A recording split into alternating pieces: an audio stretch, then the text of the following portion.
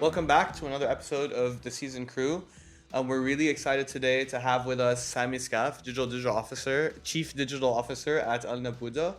We've been doing this series of talking about Caesar. Now we wanted to bring in a guest, talk a little bit more about the overall picture. What is digitization looking like? What are we doing? Where are we going in the near future?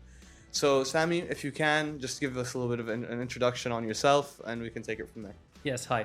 So I'm Sami Skaff, Lebanese. I've been in the region for the past 19 years of my life. I've been in the automotive industry since 2009. Worked across most of the business units in the auto industry, talking about marketing, talking about sales, B2B sales. And then when the digital transformation started picking up in 2018, I moved to the with the digital team and IT, and hence this is where my journey started on the transformation. Been there initially by profession. I'm a software engineer, but then there is that love affair with the auto industry, and that started with me in 2009, and digital was the connecting points for me. So I used to run the traditional marketing in the past, and I'm a process-oriented guy. So that kind of gave me, like, if you want, it's like kryptonite, something like that. You know, I have kind of similar, right? So I have marketing background, but I was always into like computer software. So digital marketing was just a natural fit for me. And then I also love cars, so here we are. So it's a beautiful mix. Yeah. Can you tell me a little bit about Nabooda for the people who don't know? So Nabooda is a group, Nabooda Automobiles. We represent 4 brands. We represent Porsche, Audi, Volkswagen, and we represent McLaren, which we got about a couple of years back. We do serve our customer in Dubai and Northern Emirates across, and you know, it's a big range of product. We're talking about from the small car to the hyper super cars, passing by the Porsches and the Audis, and not to mention the McLaren, which is a totally also different experience. 100%. So from your perspective, obviously you're the Chief Digital Officer. We talk a lot about, okay, the next step is probably like it's always very sales focused when we're having these conversations on digital, but digitization isn't just sales, right? It encompasses CRM, customer support and experience, the user journey. So can you tell me a little bit about what's happening behind the scenes and what is the focus for you and Nabooda in the coming years? Yeah, so as you rightly said, Jad, digital transformation is not only about sales. You have to look at the full value chain within the auto industry. You have to start like the way we're doing it at Nabooda. Now we're going taking a step back, starting from the manufacturer until we deliver the vehicle to the customer, and moving also to the after sales parts and eventually the trade-in, so we can keep that cycle going. Now, that being said, as we stand today, I always like to go back to the basics. Fixing the basics for me is a must, especially in big operation in the automotive industry, whether being sales, after sales parts, marketing guys, the CRM, the call center. You know, it's a full canvas in front of you. So my first roadmap is to fix the basics, but nevertheless, you have to introduce some kind of thirst killers, because you know, the business or the owners or even the senior management will not look at you and say, okay, you know what, yes, we're doing CRM. No, CRM is a must.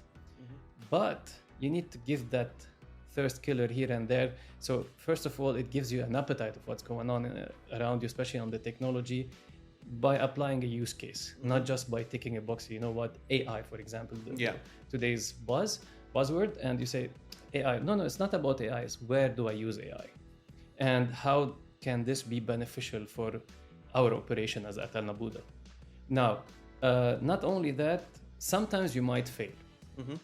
And it's important because you have to test on a small scale. You understand if it fails, fine, it's not the end of the world and you didn't do a big impact, negative impact. However, you learned a lot, but you always try and you evolve. So that's kind of the iterative approach. I mean, we talk about this so much. Like even me with my team, I tell them, if we're not making mistakes, then we're not learning. We're not pushing the envelope enough. You know, Especially what I in mean? digital. Yeah. Digital, what back in time, failing was not part of an organization culture. Still till today, like let's be honest. But in digital, it gives you that margin of error to fail because the investment and the impact is not really heavy at that end. Yeah. So what it does, it basically let you try things. If it's successful, happy days, you scale. If it's not successful, at least you tried, you saw okay, and it was a big learning curve.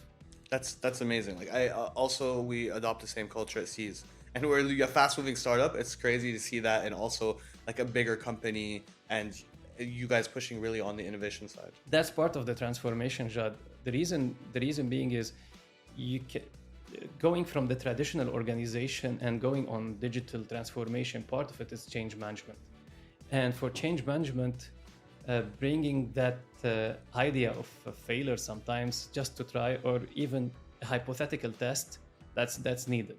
But that's what's going to give you an edge moving forward.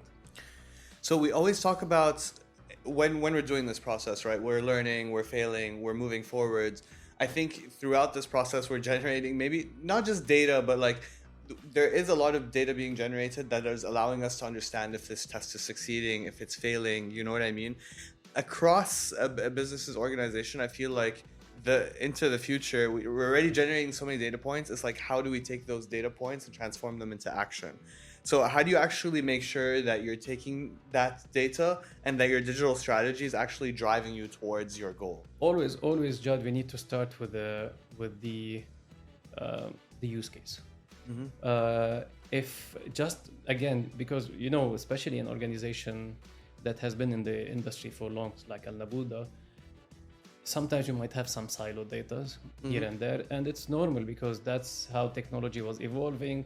One day you use that data, that database, the other one the unstructured, and then things start getting messy. But you always need that person who's gonna orchestrate and kind of have a future vision, in the sense that, okay, if I'm getting this, how can this help me out connecting all the dots?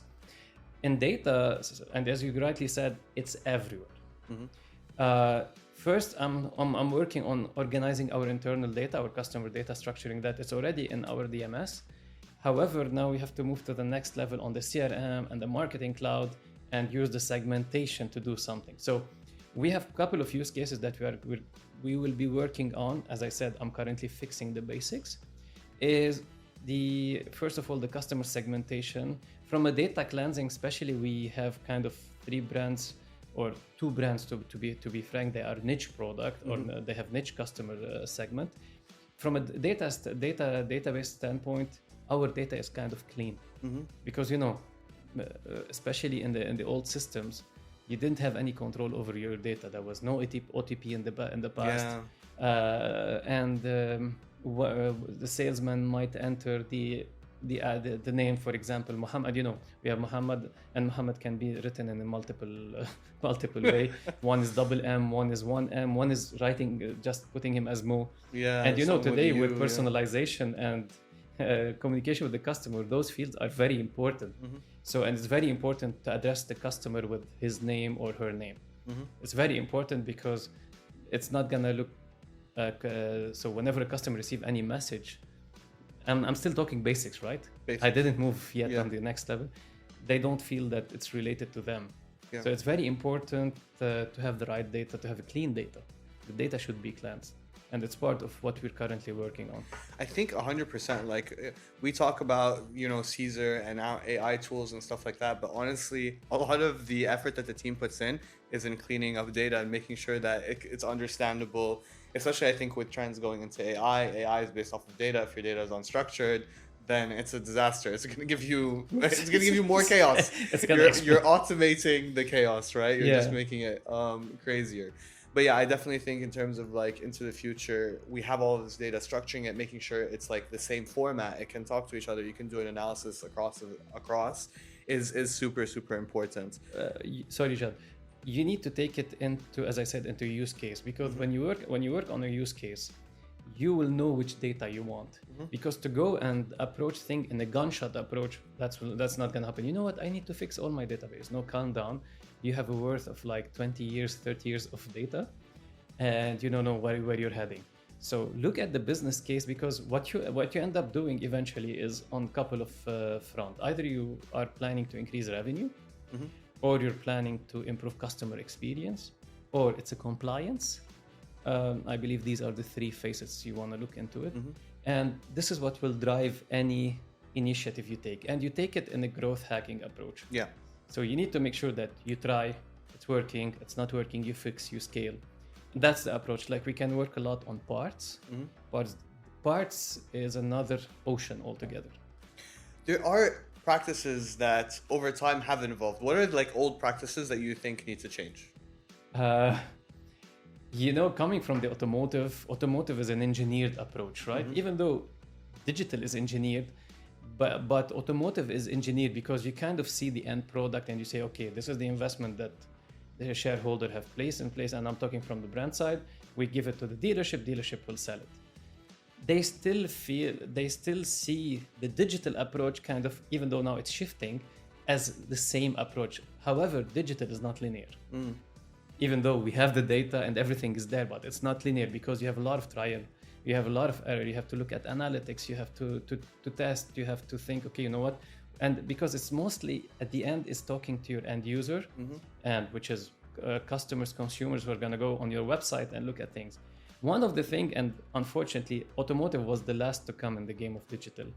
Like FMCG, apparels, they were always fashion, they're always fast to adopt. Very high value products, right? Yeah. They're not bought all the time. Yes, exactly. So changing those processes, especially traditionally. And then I always say this to my team, like ultimately automotive there is no other industry that's controlled by maybe 150 companies. You know what I mean? Like they're the source of the manufacturing and the product for the entire world. Yeah. Even in real estate, which is a very high value product, in every location there's a different manufacturer or there's a different developer, etc. Whereas here, all over the world, there's like these 150 brands of cars that we're selling. One thing came to my mind as you were talking, Jad, because we represent a lot of global brands in UAE. Basically, it's very important to decentralize digital on the operational level. Because what happened, you have to follow the CI, the guidelines of the brand and everything, but you need that kind of maneuverability a little bit on digital at the dealership level, because the dealership are the one interacting with your customers. 100%. So you need to decentralize and take off that load, and you say, what? Okay, I'll give you those CI and guidelines, and also the CI and guidelines need to be also updated with today's world, like you have UGC, you have all this stuff. And to make sure that the dealership, with the skilled people within the dealership, are good to engage and try different digital initiatives. That leeway, that freedom is important. And till now, we're not getting there. Even though we see a lot of edge from the big manufacturers saying, okay, you know what, we go digital, we go transformation, we want AI, but until and unless you really give that edge a little bit to the dealership and to say, not even a little bit, to be relaxed, to engage, because they know their audience. Like something very important, our sales team understand their audience because they know, they have interacted with them, they have that rapport with them, which basically you can even translate on your customer journey, coming back to on your call center, coming back to your website, and not to mention as well, I'm jumping on a different subject here, it's the website. The website is still very typical, and for me the website is like your virtual showroom. Yeah. So what happened today, companies and dealership and even the manufacturer, they invest on a beautiful experience, on a hotel-like experience in the showroom. Like we're having one soon. I would like to invite you there. Love to be there. We're launching our new Audi showroom. Yeah, and it's a hotel experience, but you also need to reflect that on the website. 100%. That kind of service. This is still not picking up traction there. We work with so many different dealerships and so many different brands. I feel like these brands, they're just worried. They work with the entire world, right? And there's some dealerships that aren't as advanced as a Nabooda. So they kind of put these shackles. But then for the ones who actually know what they're doing and are advanced, they need to be a little bit unshackled, or they're the ones that know their audience in a particular region. Sometimes it's not just for Nabooda and their brands. It's overall, I feel like sometimes the shackles are on a little bit too tight. What we see is with some of the newer brands, they haven't developed those processes yet, so their dealerships get to be a little bit more experimental, etc. They get to control more of those environments. And sometimes that's not the right answer either. So I think there's somewhere in the middle, and it depends on also like the experience of the dealer, etc., and how much they are connected with their audience and how much they want to push their experience, the investment that they can put. No, Jad, you're totally correct. And today we are lucky we are in the UAE and we're in Dubai. I've never seen dealership putting that much investment behind anything in UAE because we want to be the top of the top. Yeah. And as you said, it's not like, sometimes the manufacturer are a bit concerned about such dealer, but not in UAE or not in Dubai, and especially not in Nabooda. Yeah. So there is no one solution fits all, but we need to also give that breather so people can really do stuff differently. Definitely, it's not like 100%. You have your breather, but in digital, as I said, it's different than engineering because we're used to engineering. You eventually have an end product. In digital, there is a lot of let's try this hypothetically. Let's do this. Let's try that. Let's see this use case. Is it good? This is very important, and that's what will strive any company in the digital world. And especially, we have a lot of newcomers now in the market, and they're fast. Speed is key. Bureaucracy will delay you. Look at the Dubai government. Yeah. Everything is digital. Yeah. You get things on the Very fly. quick. Like even in some other countries where we consider advanced, they're not as fast. Yeah. Here we get everything on the spot. So imagine what the consumer is used to in UAE. With the Amazon and the other stuff. Fast, speed is key. So how can you turn things quickly without a lot of bureaucracy? But also we have to be careful. You are representing a company, which is like Nabooda, and the brands. Mm-hmm. So you have to juggle correctly, if I can say, but you need that allowance to basically make you try something. You know what I wanted to ask you, what do you think what's customer expectations are shifting? And I think you just answered it, right? It's just they expect now more speed, they expect a better experience, they expect it to be easy, understandable, right? So is there anything else you feel like the customer experience is? So there is something also about even the region here, and which is also we are human as well.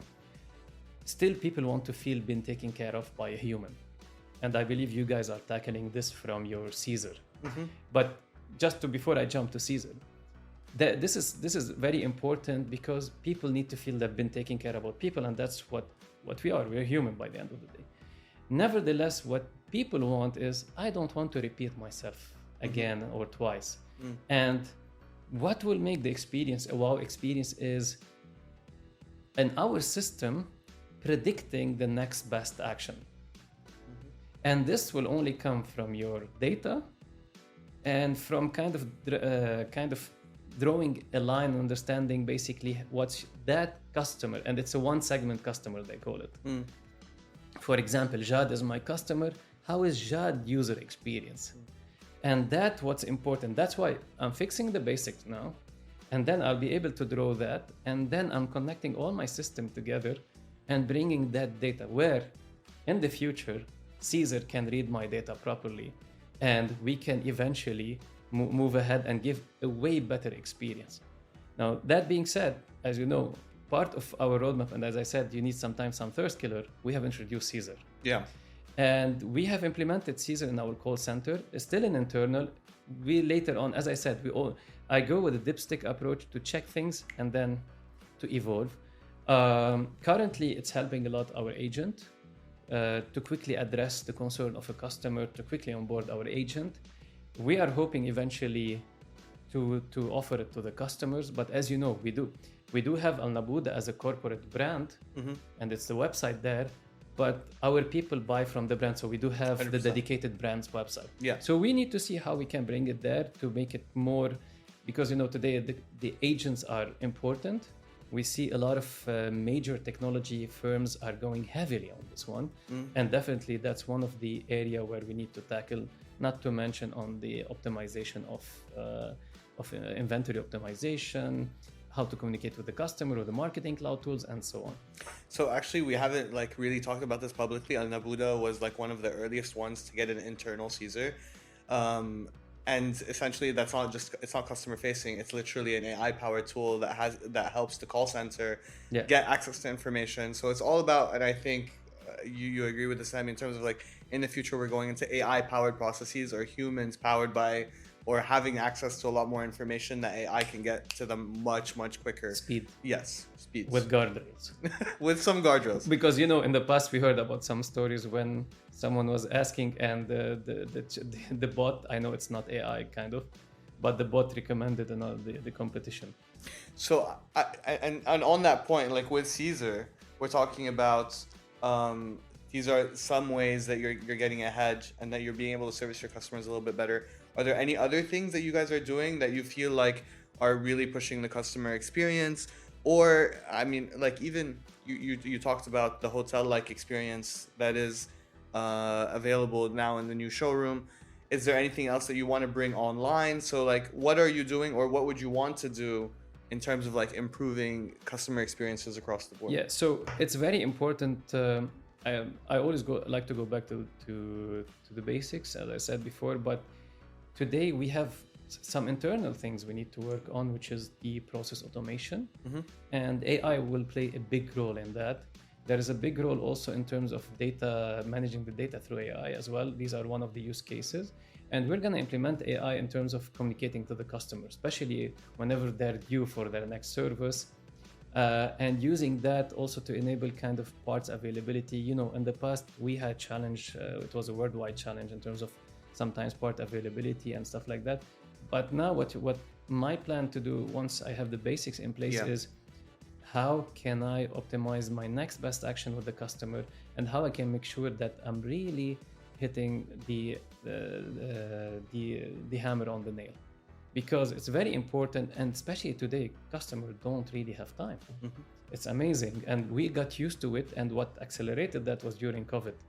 The amount of things you bought online during COVID was crazy, was phenomenal. People got that traction, even though we're talking about a big ticket item here, it's totally different, but that engagement got in their DNA now. So we have to be there. 100%. And it's really interesting. You talk about like a one customer segment. It's all about personalization as well, right? So each one has a specific experience and you want to make sure that you're catering to each of that experiences. So, and like everything you say really resonates in terms of like, so you need to have clean data. You have to start from the basics. You have to have a good customer experience from the very beginning, because that's the foundation that then you need to build on. If you have a shaky foundation, you start building, things are going to topple. You will have a gap. You will have a gap, and you have to be very transparent with your management, because setting the expectation upfront is very important. Because first you need to understand your tech stack, and accordingly tell your management, hey, we're going to move there. Currently, this is what we can do, but don't expect much. Once I fix the basic, that's my next level where I'm going to take it. Where do you see challenges in the tech stack usually? We have a lot of old legacy systems. They are needed. They are 100% needed. But if you, for example, if today we look at it, we have a lot of, today you have the ERP of the world or the DMS of the world. And those stuff, they kind of started building things on top of it. But their job is to make sure you have your data structure, your inventory in place. Their job is not to communicate to customers. So what happened, the new tech that came on board with AI being kind of the common denominator, the workflows, the automation, the kind of being able to segment, slice and dice the way you want, connect to other system. This is important. So what happened, you end up having a lot of kind of old system that today you cannot do much. You cannot work out a model on your parts inventory to eventually make sure it adds up to your value chain and order directly from the manufacturer. How do these systems talk to each other? Exactly. And it's not only with dealership, it's also across even at the manufacturer level. So now we're shifting. With Nabooda and VW Group, we're having a big shift on those. And Porsche is on the way as well, and McLaren. So we're really taking that step, and they're basically bringing people to work on those programs. Very, very interesting.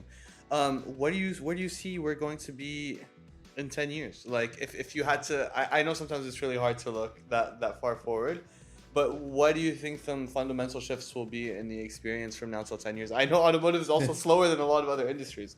So, but like, what would you like to see, or what do you think you'll see? Okay, I know EV will take a big chunk there. Okay.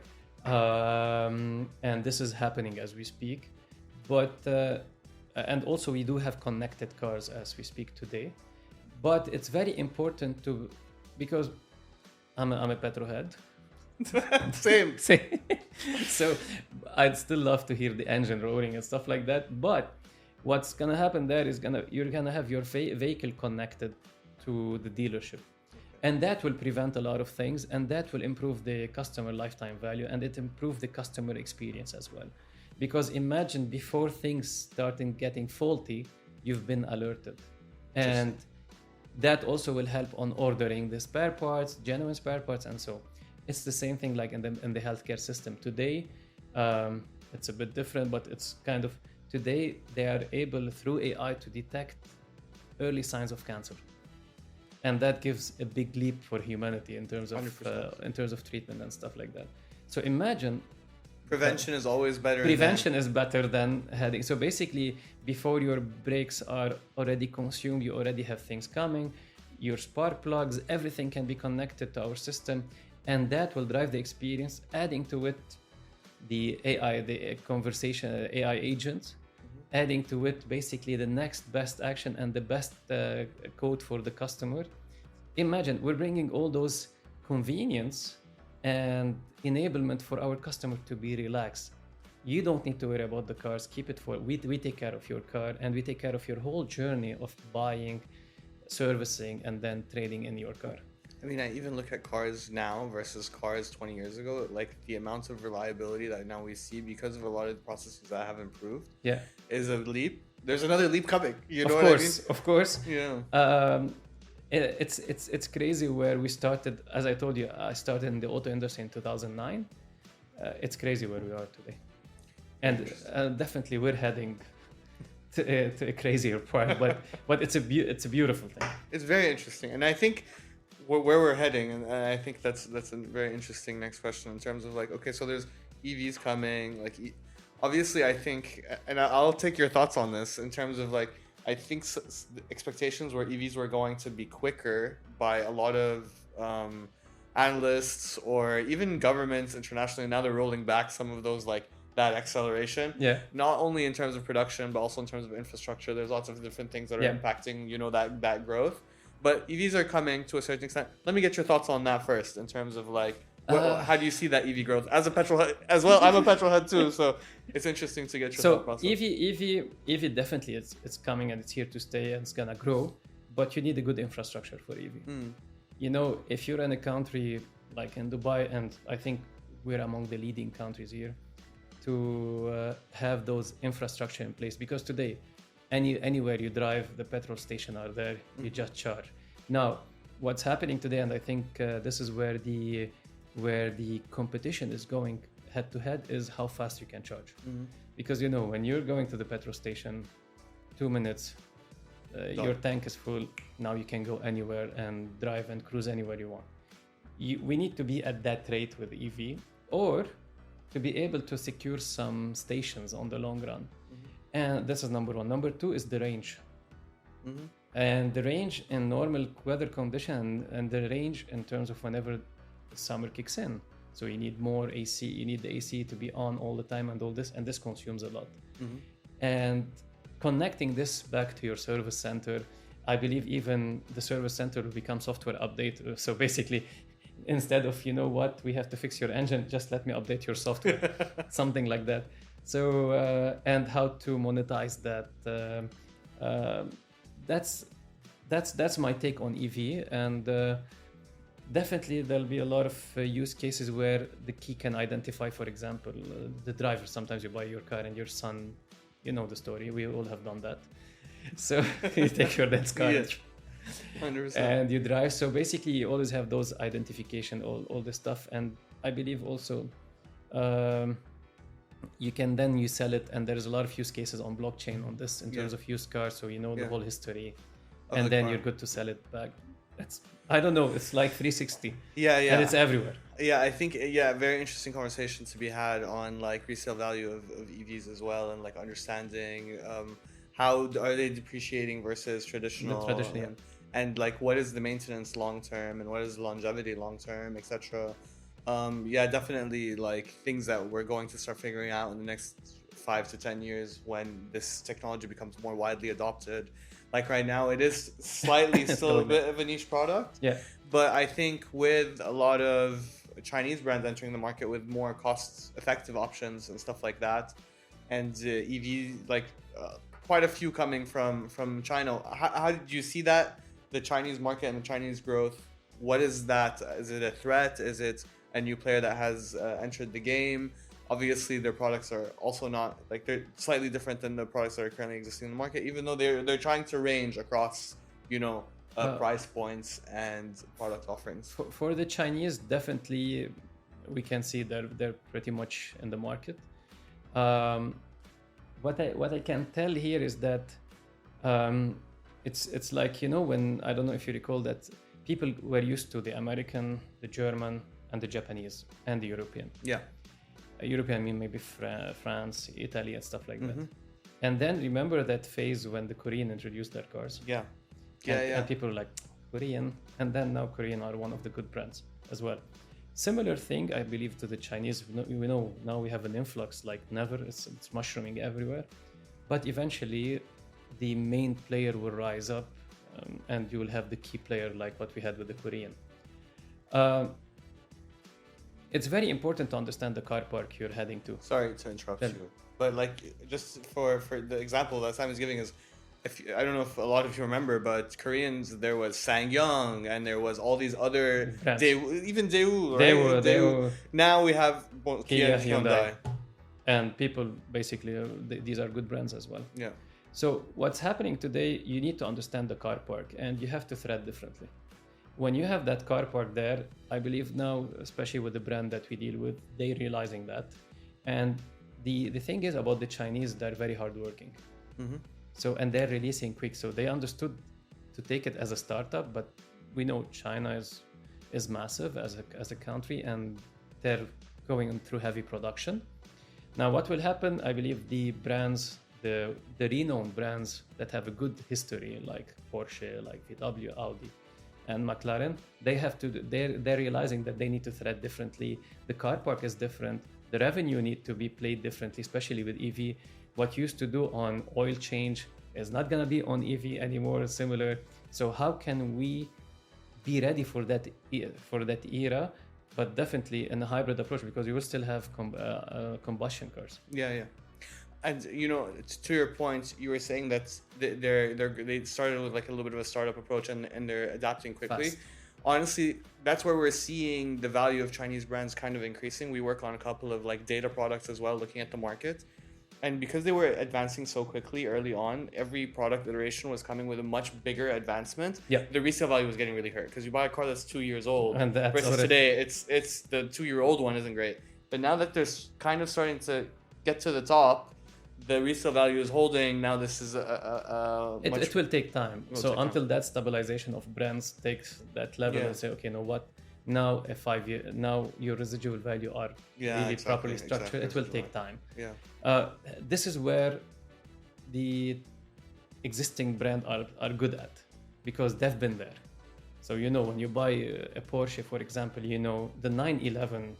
It's a different experience. It's altogether. crazy. Like 911, I think even if you look at their iterations across time, they hold value. They hold values so well. They can be an investment piece. Because it's like an art. It's like a piece of art. Yeah. Them, the McLaren as well. So these are niche product that they can maintain and even gain in value. It's like when you buy an old piece of art and then it grows in value.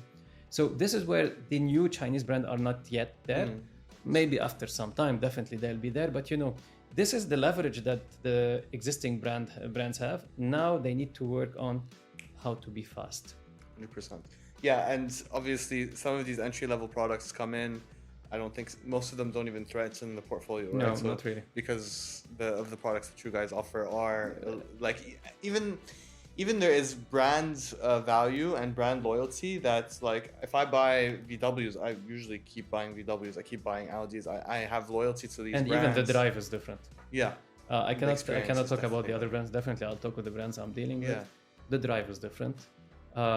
If we're talking Porsche, like there's let's or McLaren, Yeah, like yeah. we're talking about Yeah. definitely different experience. It's the beauty about Nabooda that we have that range of brands, right? So you have from when you go buy the VW, the Audi, to the brands like Porsche where you can configure, and McLaren, and that become very personalized. Very interesting, man. I'm excited to see what's coming. So we have a new segment Okay. that we introduced recently, just to add a little bit of like variety and some fun. We call it the Q&A drive-by. Yes. So we're going to have our little pickup truck come in and give us some questions. Nice. I'm a big truck fan myself. Oh, that truck. I was imagining a big truck. All right. So So if you want, pick a question. take a question. Yeah, let's see those pink ones. Should I read it out loud? What 3 items would you bring with you on a deserted island? You're gonna bring a lot of troubles, huh? It doesn't have to be obviously if you, outside of family No, and no, loved ones. Yeah, and, So, honey, I love you. No, I love you. But that's just a joke, yeah. No, what I will bring with me on a deserted island. You know, it took me back. My kids playing with Minecraft these days. So yes, you have to bring maybe an animal. Okay. Just to breed out of it, so to get you Some milk food? and stuff, Okay. or some food, some seeds where you can plant and have some farming, and the third one, my phone. Maybe I need to get in touch with you. Yeah. I mean, just having your phone, I think you could call some help. Yeah, but deserted. I don't know how fast they can make it. Talking about speed. Yeah, 100%. Now should I pick another Pick one? another one. Go ahead. Mm. And then Those are troublemaking questions. I'll keep it outside. Let's take that blue in the middle. Okay. If you could turn any activity into Olympic sport, would you win a gold medal? What would you win a gold medal in? Okay. Funny enough, I used to love the Colin McRae and those racing games on the PC back in time. Currently, it's Gran Turismo. I would love to put this there. Man, With the seat and Yeah, the overall virtual feeling. I think there was a movie, the Gran Turismo movie. Yeah, that's what I would put there. 100%.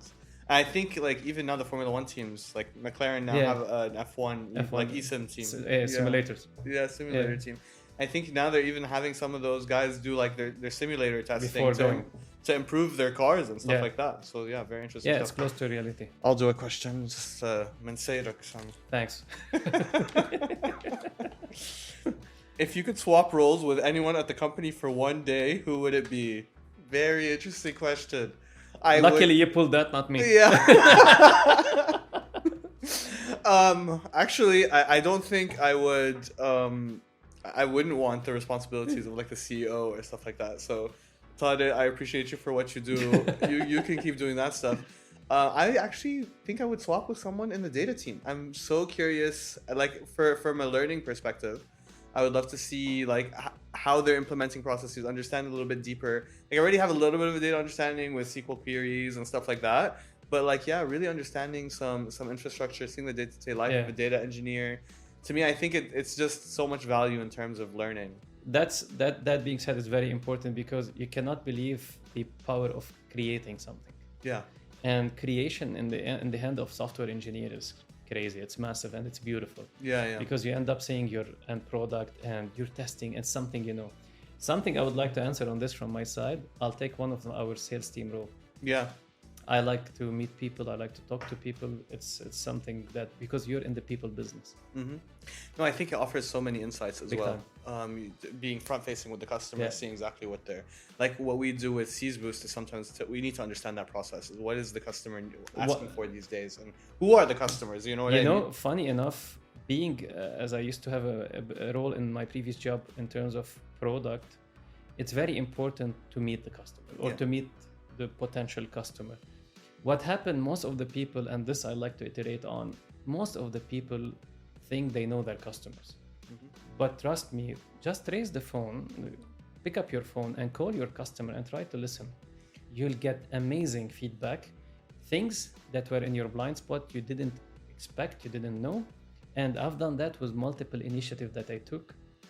The feedback that you get from on the ground customers are gold.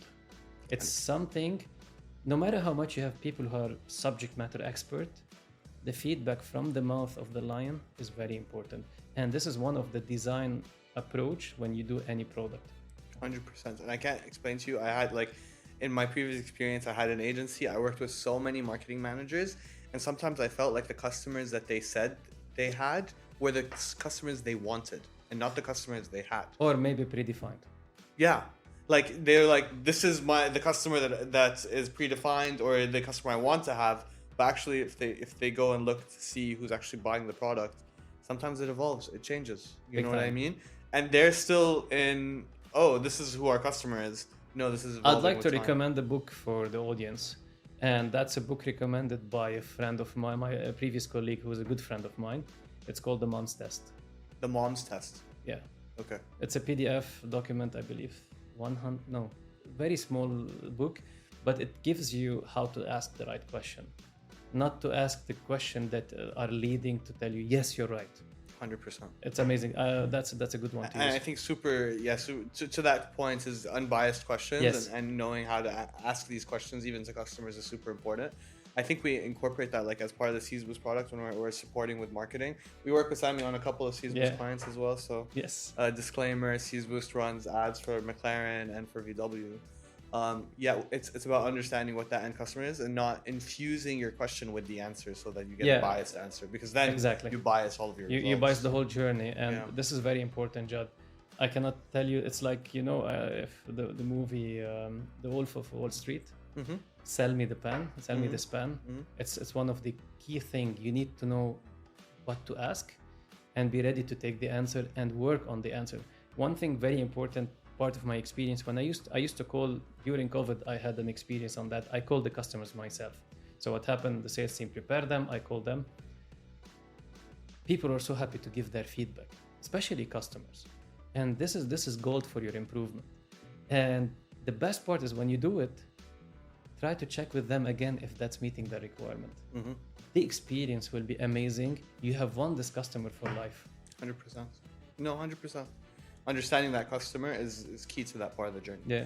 Thank you so much for this segment. I think we can have the car drive out now. Can I go drift with that a little bit? I don't know if maybe after we finish the podcast recording, for sure. So thanks for the Q&A drive-by. I just wanted to ask you, looking to the future, I think we're an AI company, so we tend to be a little bit biased in terms of the impacts that AI is going to have on multiple types of businesses, especially in automotive. We have the Chief Digital Officer of Nabooda with us, so we'd like to take your impressions. Where do you think AI is going to make an impact in the near future in the automotive industry? Amazing question, Jad. One thing I'd like to highlight before I jump into the details: you cannot be like an ostrich and you put your head in the sand. Mm-hmm. It's not, no, technology is bad. Well, hard luck. You have to live with it. But how to balance it is very important. So one of the areas that I see AI spinning off things quickly, but definitely you need also to have that maturity in dealing with that and know kind of putting the guardrail. Today, AI is providing a one-man show to deliver the throughput, like having 10 people with you. Yeah. So it's very important to really master those AI tools, because the amount, they used to talk about communication skills, strategic skills, leadership skills. You need AI skills as well now. Mm-hmm. So if you can infuse that in your profile and never stop learning, that will also kind of put you in the right position in the current era. Like even my kid today, he's 9, he goes and asks ChatGPT. I'm like, okay, fine, you can ask me, I'm your dad.